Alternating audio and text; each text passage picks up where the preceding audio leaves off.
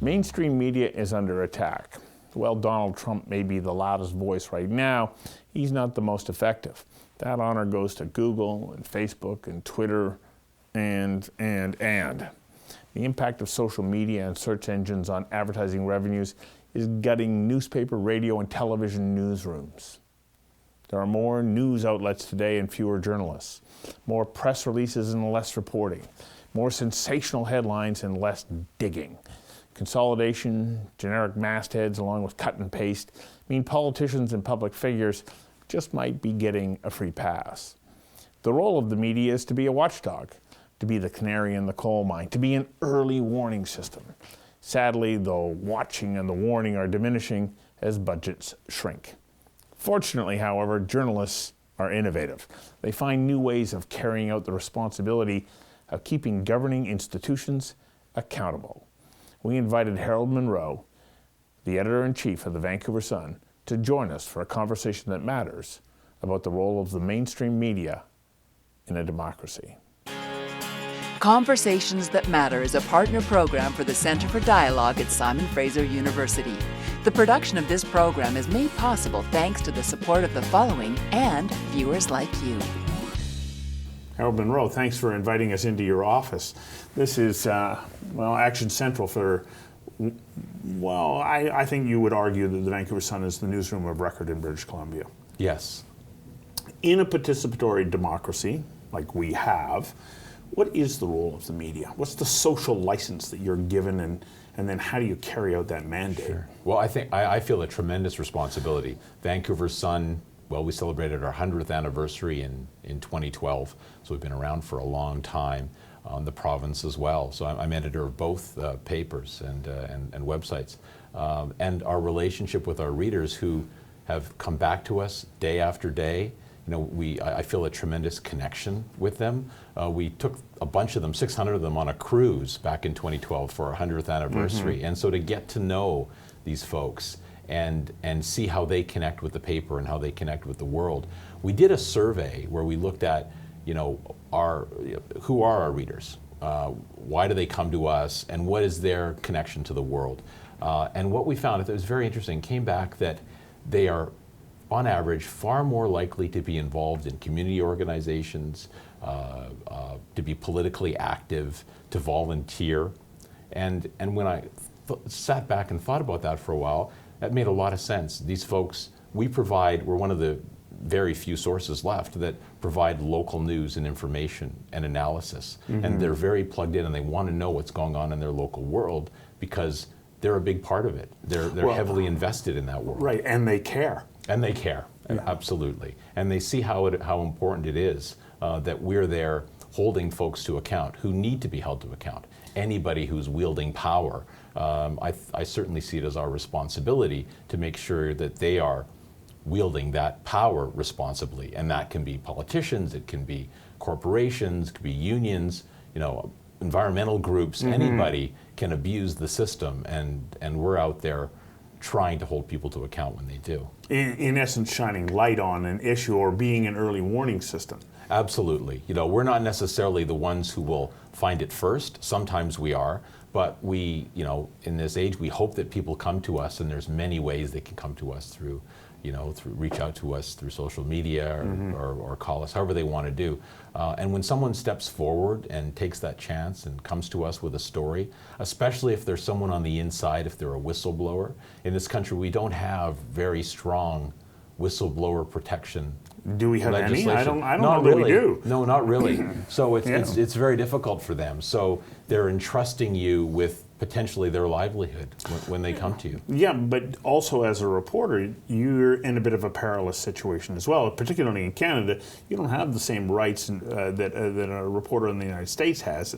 Absolutely. You can't hide behind this confidentiality. You can't. I mean, we're fortunate we have very strong lawyers who are very much aligned with our worldview around protecting journalistic sources, but push come to shove, you're absolutely right. The judge can order disclosure or the reporter goes to jail. Mm-hmm. And that's a difficult conversation that we must have with our sources. And I compel reporters, and it is, as I say, a difficult conversation. But at some point we have to say to them, listen, if we're going to go with this information, if we go down the track, this winds up in a court of law. We'll do everything we can legally to protect you. But ultimately, in this country, a judge can order disclosure.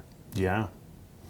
So, is your job to uncover and move the needle, or is it to report on what is being done? And, you know, we take a look at quite a number of people, or politicians, I'm going to use kind of the broad term without pointing fingers at anybody, who go, well, we have a fairly passive constituency out there, and we're just going to go through the motions of consulting. And then go ahead and do what we want anyways. Is it the responsibility of a newspaper to say, hang on just a second, I'm going to stand up for the average citizen and say what you're doing is going in the wrong direction? Absolutely. I think the challenge, of course, for us is that there are an increasing number of gatekeepers. When you talk about government, even corporations, but governments in particular, and governments of all political stripes and at all levels. Their communications departments just seem to be getting larger and larger, and they set up barriers for access to the people who have the real answers to the question. And they try to deal.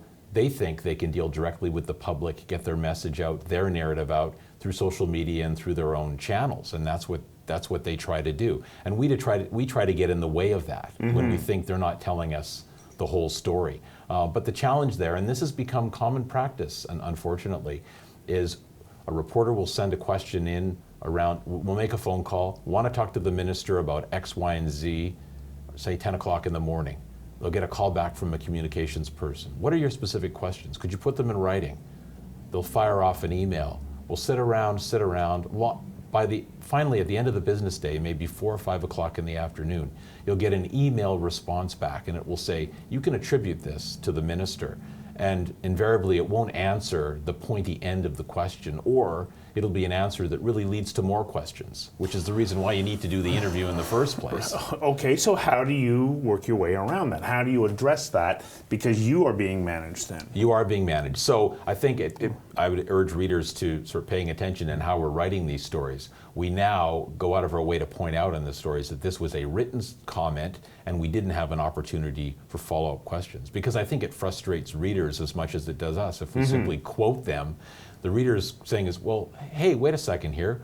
Did you ask them why that is? Or do you ask them the next logical question that anybody would ask? And we need to point out, we don't have that opportunity. So you don't have that opportunity, we have other ways. We have beat reporters who have sources and contacts within various levels of government and within various industries. So they can go to other folks who have the answers to the questions, hopefully, and get the answers there. And in extreme cases, and if we have time to wait, we can file freedom of information requests, and we can try to get documentation that way. Is freedom of information not a misnomer, though? Because they have the opportunity to redact huge portions of whatever it is that's being released. They do, but there are rules around that. And there are reasons why certain things are redacted, and in some cases legitimate reasons, and other reasons not so. And we do have a commissioner's office, and we can appeal to have the redacted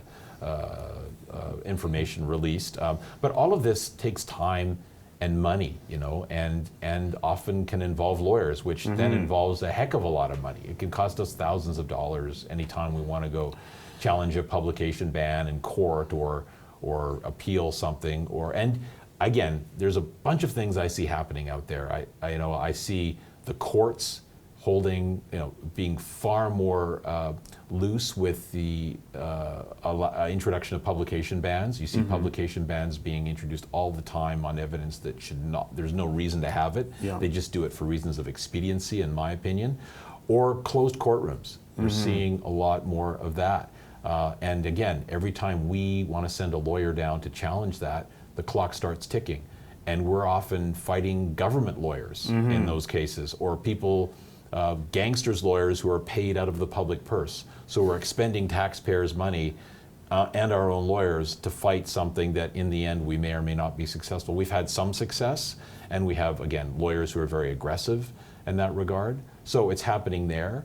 And then we also have, frankly, some lawyers in this town and who are very quick to slap suits against us, slap suits, nuisance suits, to try and shut us up, because they know it's going to cost us money to defend those cases, at least preliminarily, to go in and gather evidence for our defense. So if the responsibility that you're charged with is to shine light on information that you believe that the general public has a right to have so that they can make informed decisions, do you then take a more proactive role and then start to crusade or create campaigns on your own that bring attention to this and literally force the hand of people who are, we charge with the responsibility of coming up with legislation to protect us?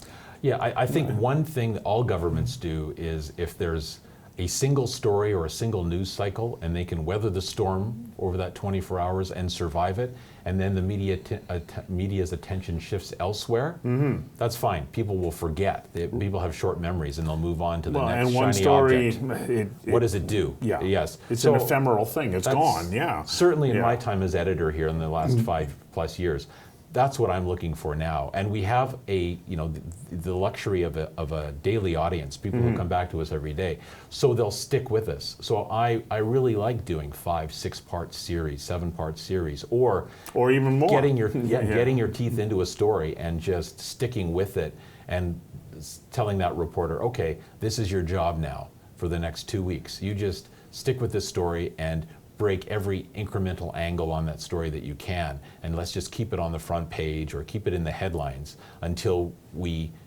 invoke, as you say, some sort of change. The other part of that, though, is when we do these long stories or long series, like, for example, one we did recently on children aging out of foster care, where we certainly discovered a very terrible situation under the previous government, where there was no services. You turn 18, you're out, right? Yeah. You're out, and the family that supported you can no longer support you, and many wind up on the streets. And these are children who already are starting out in life with difficult situations, coming out of traumatic situations, PTSD, other things.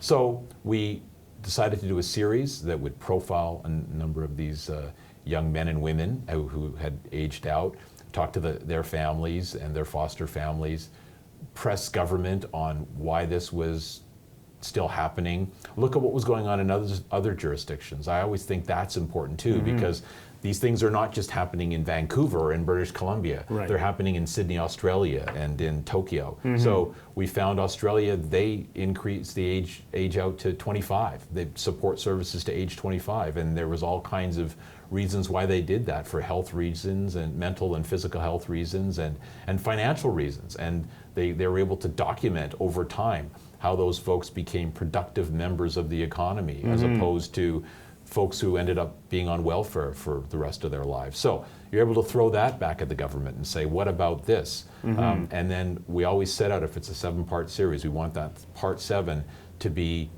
solutions-based. Here's what's, again, successful models in other jurisdictions, what some experts might say about some possible solutions. So we're then arming our readers, who are heavily community involved, with going out there and saying, why aren't you doing this? We're giving people hope. We're giving them some things to then go out and lobby on behalf of themselves, their friends, their broader community, and invokes change. And we've succeeded. That's not a new model necessarily, but as we saw diminishing resources start to hit newspapers and radio and television and so on, we saw that kind of reporting starting to slide away because it was resource heavy. Yes. Go back 10 years ago. Could you have imagined that you are now starting to say, this is the thing that starts to set us apart? Yes, I think that newspapers have always, that was our competitive advantage, our what distinguished us. Radio was always first. Yeah. Television had the great pictures and visuals and that connection with an audience at the 6 o'clock hour, right? And we were Those always, days are gone. Yeah, and we were always last. Yeah. We were always last. So when I was a reporter, if I had an exclusive, early in the day, I'd be just sitting hoping that Stu McNish or someone else from television didn't get it and burst my bubble before I could get it in the paper the next day. And that's not an issue for us anymore. We can now post stories online and engage with the community. And what we find as well is if you post something early, the early version of a story, you can actually attract folks who end up being part of the story the next day in the paper. Or during the day. During the day. Yeah. Yes, hey, this affected me too. Here's my story. I have a similar story. And they become characters in this unfolding drama. And they share it with their the wider network. And often, there are occasions where even having that story online and shared and gathering an audience and a head of steam can compel the government or the official who's been hiding to come out and make a comment and talk to you, because they know the issue's not going to go away, and they want to try and at that point get ahead of it, or at least get a piece of it. You're still enthusiastic about this business. I can tell just by the way we're interacting here. Oh, absolutely. I mean, I tell people out there, our sandbox may be smaller, but we define what that is for us, what those areas that we want to own, as I say, and the areas we want to cover, and we stick to our knitting and we stay within that area. Gone are the days where maybe we fly off to a lot of cover international stories and do things. For me, I'm very much focused primarily on Metro Vancouver, which, as you know, already in itself with 20 plus different local governments and regional governments and regional transit systems and provincial health authorities, it's a mishmash of jurisdictions. Just staying on top of that is a difficult job. So we pick our topics and we pick our spot. You talk to the casual observer and they go, oh yeah, okay, well, we're in the death spiral of newspapers. Sure.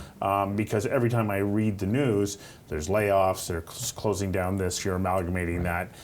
What is the state of affairs? Like, are you making money, and does that mean that there is a future? Yes. Well, it's interesting that our digital revenue continues to grow quarter over quarter. It's still not as much as we generate from the print product. That's still the lion's share of our revenue. But we're now at a stage in the newsroom where we don't really think about the newspaper versus the website, or whatever platform may be in our future. We think about the journalism and the storytelling, and where people read it is their choice, right? But we know that we still have a loyal, large print audience. Are you finding that these are exciting times, and what do you envision over the next 4 or 5 years that will help you to fulfill that mandate of making sure that we are an informed citizenry? Right. These are exciting times. I think solving, and this isn't, greater minds than me will come up with a solution around monetizing more effectively the digital space. So that's setting that aside. We now have journalists who are increasingly well versed. I'm very proud of our team. They've learned new digital skills, and some of them are reporters who, go back to working on typewriters, right? But we have young journalists, we have older journalists who've adopted a digital voice, and they're building their brands online and their expertise and their own audiences. So I see that as perhaps one area where we're going to continue to grow, is to continue to develop the specialty expertise of our reporters and allow them to build their own audiences under the umbrella of the Vancouver Sun and Province, so that this is the place where, if this is the issue that you're most interested in and you want to go back every day to learn about transportation in Metro Vancouver, this is where you'll go, and we'll bring in the expert voices, and people can ask us questions and we'll get answers, and we'll be more heavily engaged, because as the platforms become more easier for us to engage with, whether it's Facebook or other platforms, and easier for the public to engage with us, that's certainly where I see it. I see the conversation broadening, and becoming more specific at the same time. The financial crunch that has come with the changing landscape of being online and advertising revenue going in different places, everybody looks at it as being entirely bad news because people lose their jobs, newsrooms downsize, and so on. Have there been any upsides to this? Well, I don't want to sugarcoat it. There has been, certainly has been downsizing, but I think the upside is that it's forced us to reevaluate what our objectives are as a newsroom, and who our audience is. What is our primary audience here? We're not, we don't have the luxury, as I say, of running off in 1,000 different directions. So we pick our spots and we do those things well, and we try to align with the topics that we think are most of interest to people at a given time. And it may be a short-term beat where an issue is hot and burns hot for a few months or a year, or it's a long-term, something like transportation or real estate in this market. The looming legislation or legalization of marijuana. What I like now is that, unlike print readers who have always tended to be older, like you didn't typically read a newspaper or care as much about it until you bought a home and started paying taxes. So you didn't have a young audience for the most part.